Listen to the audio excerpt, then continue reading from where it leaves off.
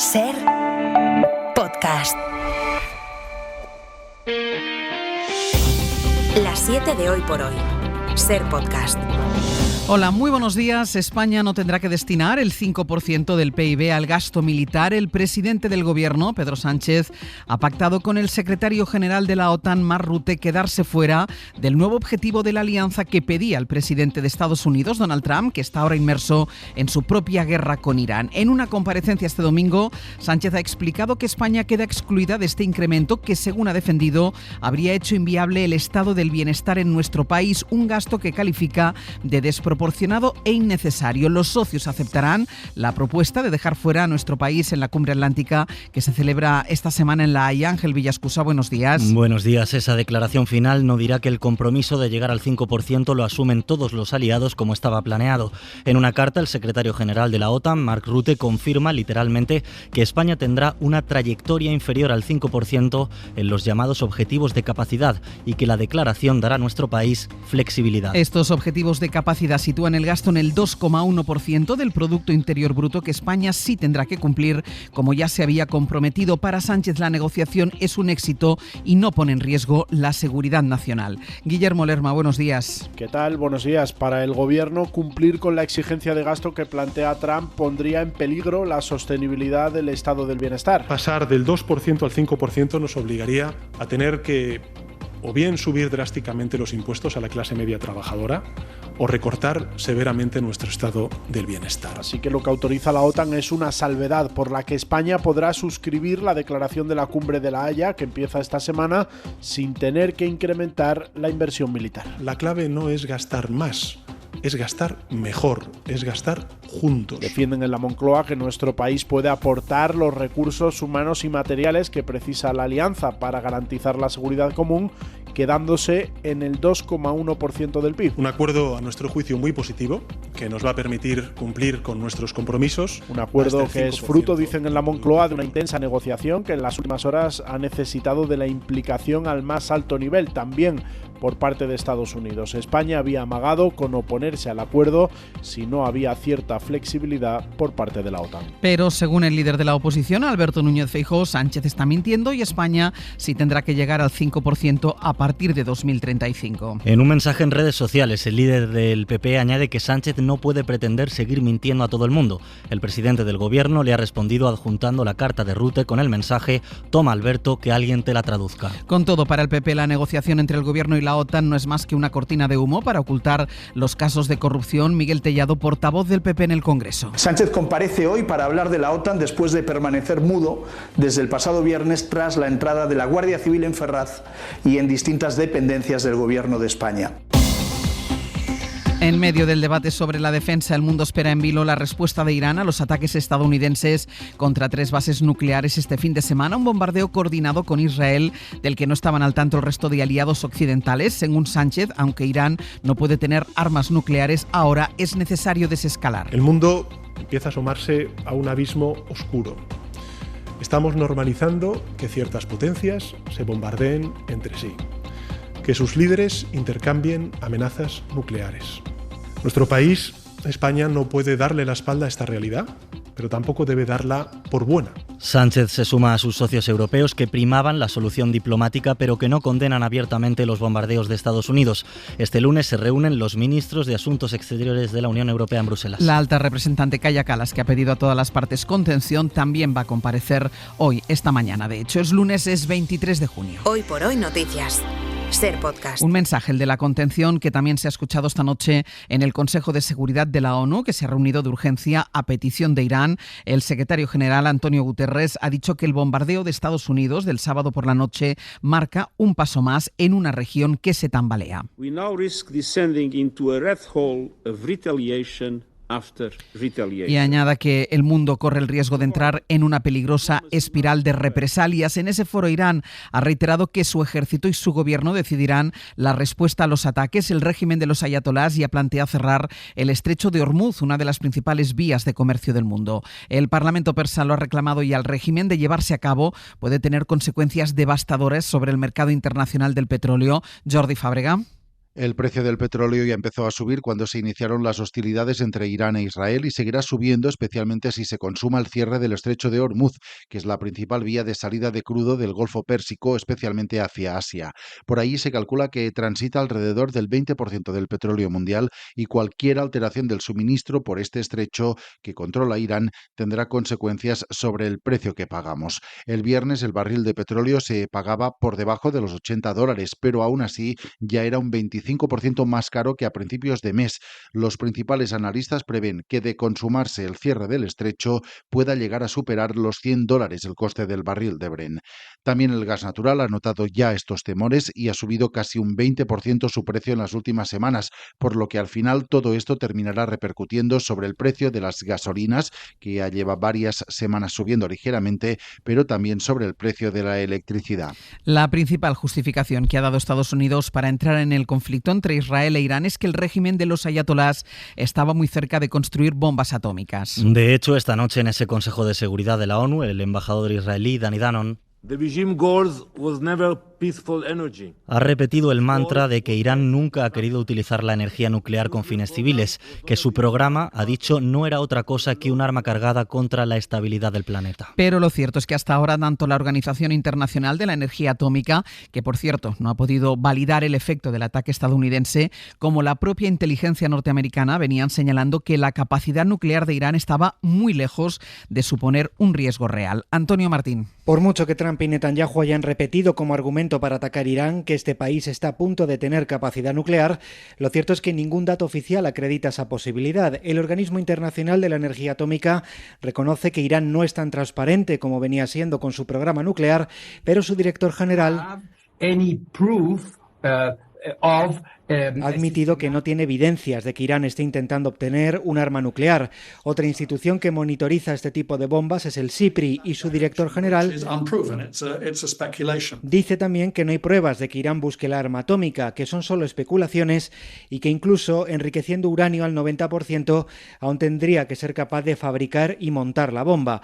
Hasta la directora de la inteligencia de Estados Unidos dijo en marzo que no había evidencias de que Irán estuviera cerca de la bomba. Donald Trump la ha desacreditado varias veces desde entonces. Más allá de las impredecibles consecuencias internacionales, la operación contra Teherán ha empezado a provocar enormes tensiones internas en Estados Unidos. Por un lado, entre la administración y los seguidores más recalcitrantes de Trump, porque los bombardeos suponen enmendar su propia política exterior, que bajo su presidencia, recuerden, no habría guerras en el extranjero. Pero también con los demócratas que denuncian que no fueron informados. Washington, Sara Canals, buenos días. Buenos días. Por un lado, los ataques generan fisuras entre las bases trumpistas contrarias a involucrarse en guerras ajenas.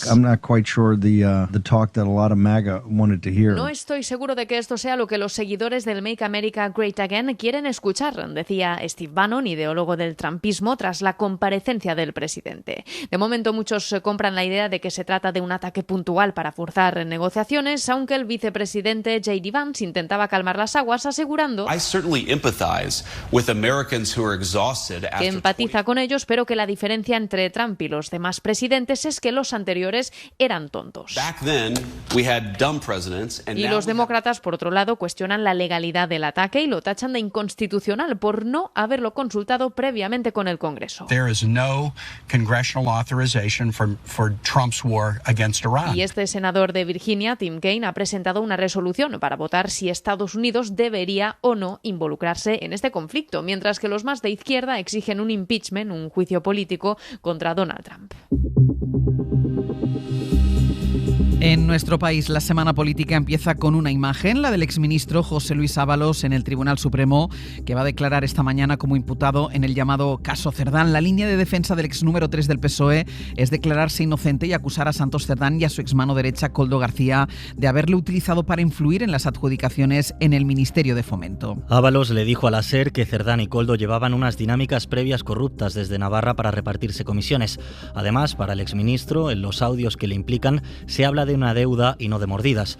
El exministro no descarta pactar con la Fiscalía. Después de Ábalos, va a declarar ante el Supremo Koldo García, que en principio se va a acoger a su derecho a no declarar. Mientras, sobre este caso, el PP endurece sus críticas al gobierno, además de pedir de nuevo la dimisión de Pedro Sánchez. Este fin de semana han llegado a insinuar, como ha hecho el expresidente José María Aznar, que Sánchez es capaz de amañar los resultados para mantenerse en el poder. Carmen Funes. La manera de ejercer el poder viene determinada por cómo se llega a él. Y Sánchez llegó al gobierno amañando unas primarias y después comprando votos que han roto el Estado de Derecho y la igualdad de los españoles. Lo que dijo literalmente el expresidente Aznar en una entrevista en El Mundo fue: si uno es capaz de adulterar unas elecciones internas en su partido, ¿por qué no va a alterar unas generales? Para el presidente de la Generalitat, Salvador Illa, Aznar no puede dar lecciones de limpieza porque presidió el gobierno de la corrupción y de la guerra. Palabras de Illa, que este domingo ha cerrado filas con Sánchez tras reunirse con él en Moncloa el pasado viernes. Radio Barcelona, Laura Pons. Sí, Salvador Illa arropa, cierra filas con Pedro Sánchez y asegura que su partido ha actuado con contundencia y rotundidad, sin medias tintas,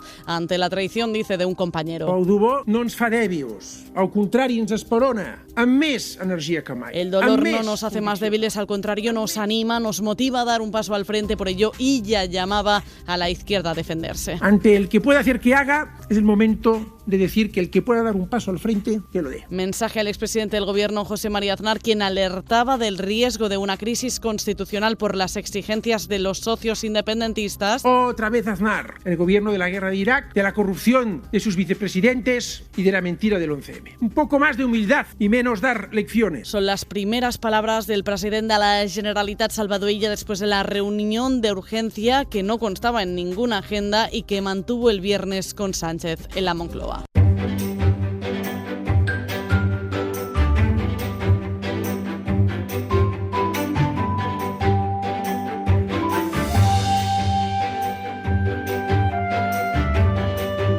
Nos vamos hoy hasta Murcia y está Juanjo Asensio. Buenos días. ¿Qué tal? Buenos días. Y en Castilla y León, en Radio Valladolid, está Alejandre. Mario, buenos días. Hola, buenos días. Noticias de estas dos comunidades hoy en este tramo de radio, en el Hoy por Hoy, como lo que está pasando en Valladolid, que estos días se está hablando del nuevo carril bici que ha construido el equipo de gobierno que forman PP y Vox, Mario. Sí, sobre todo porque cuenta con el rechazo de quienes se mueven en bici por la ciudad. Esta obra ha incluido, ahora te cuento, esta obra ha incluido la supresión de otro carril bici que ocupa parte de la calzada en el Paseo de Isabel la Católica, que es una de las vías más emblemáticas de la ciudad y que ahora vuelve a ser ocupado por los coches. 2 años después de acceder al gobierno municipal, PP y Vox siguen aplicando un modelo de movilidad que aseguran es de convivencia, pero que lo que ha hecho es desplazar a quienes usan la bici como medio de transporte a moverse por el interior de un parque en un trayecto que tiene, ojo, apenas 1 kilómetro y 18 pasos de peatones, uno cada 55 metros. Roberto González es de la Asamblea Ciclista de Valladolid. Al final es lo que van a conseguir, que mucha gente que ahora mismo se desplaza en bicicleta por este carril,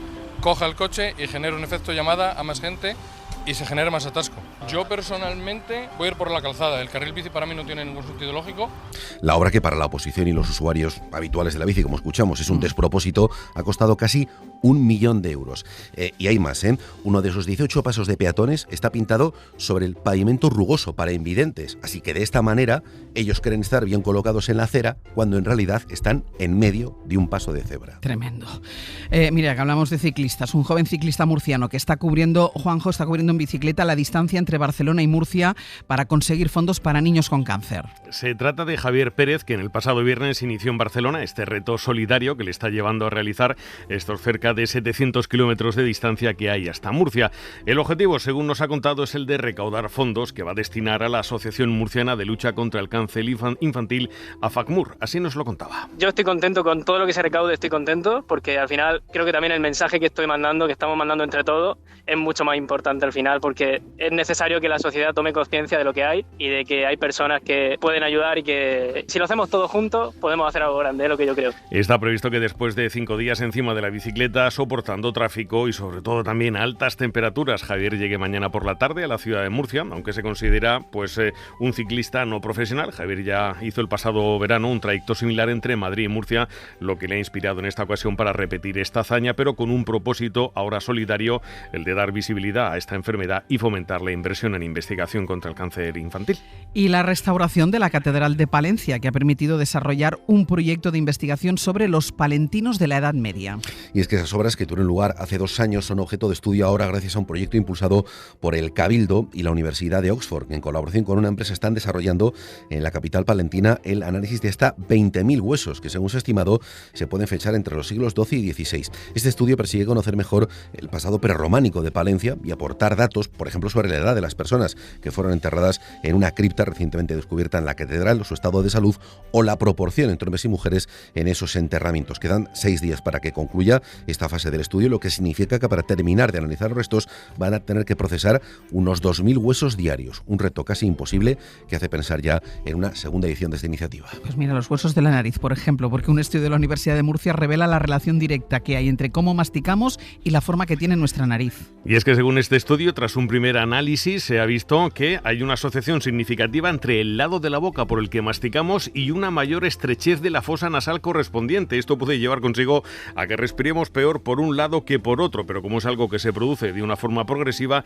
no somos conscientes de ello. Yo esta mañana me he puesto a pensar y es verdad, mastico más por el lado derecho que por el izquierdo. No me había dado cuenta. Juanjo Mario, hasta un abrazo, luego. chao. Adiós. Y vamos ya con nuestra recomendación cultural para empezar el día. Hoy Pepa Blanes nos propone un tebeo sobre el paso del tiempo. Es uno de los cómics más originales que se van a encontrar. Con cada plano fijo, la viñeta sucede siempre en un mismo salón de una misma casa familiar en Pensilvania. Pero eso sí, viajamos en el tiempo, en todo lo que ocurrió en ese mismo lugar. Desde los dinosaurios a los nativos americanos, a una familia en los 90 que ve la tele bien avenida. Fui descubriendo partes de la historia de ese lugar que ni yo mismo conocía, pero no me quise aventurar en el futuro. Es todo tan incierto que menos mal que no hice grandes predicciones. Eso nos dice su autor, Richard Maguire, artista y dibujante de cómic que firmó en Aquí un cómic experimental pero muy emotivo, que ha tenido traducciones a muchos idiomas y hasta adaptación al cine. Papá, quiero presentarte a Margaret. Encantado, Margaret. Encantada, señor Young. Cómo vuela el tiempo, ¿verdad? Robert Zemeckis la ha estrenado este año con Tom Hanks. Sin embargo, al autor le gusta el diálogo del cómic con el cine, pero insiste en que leer el libro implica mayor actividad de los lectores, otras sensaciones distintas para un libro que habla de la familia, pero sobre todo del paso del tiempo. Para no perderte ningún episodio, síguenos en la aplicación o la web de la SER, Podium Podcast o tu plataforma de audio favorita.